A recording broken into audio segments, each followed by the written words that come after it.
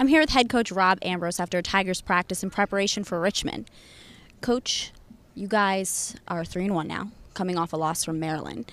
I know that you guys are always focusing on the task at hand, but how do you think that the guys recovered from this loss? Honestly, a little slower than I would like. It's not that we're focused on Maryland. It's trying to get over the fact that we lost one. And myself and my staff need to do a really good job making sure that we get past that in a heartbeat. We've made some good strides, but it's got to be all of us. And if we're all not in, it's not good enough. I know after the game you said that you were disappointed, but what positive things came out of it, if anything? I'm sure that in the moment, if you're not winning, if you're not first, you're last. If you're not winning, you're losing. And I'm never going to be happy about a loss, period. But in the bigger scheme of things, if you'd have said there was a 1-10 team in our conference that could go play with and possibly almost beat an ACC team, they'd have said you were nuts. It just goes to prove, I think, that our guys now look in the mirror and know that they can go play with anybody on our schedule. So we walked away with that. On a more positive note, you guys, the vibe around Towson with football is just incredible. How do you feel about that? As a coach, since it's my job, I feel pretty good about that.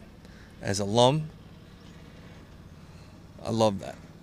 I couldn't be more proud of how these players have helped forge this thing forward in the community and the way it's responded, and the way the students now see themselves in reference to football. And it's not just here, it's nationally. It's a great time to be a Tiger. Speaking of that, you guys are ranked 25 for the second week in a row, in the top 25 for the second week in a row. Do you guys think about that? Do you focus on the number at all? Honestly, not at all.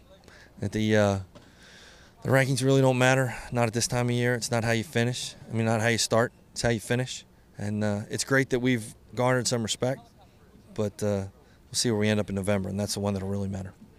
Now this week against Richmond, it's Blackout Game. Now I know you always come out wearing your white game day shirt, but will you and the rest of the staff be dressed in black?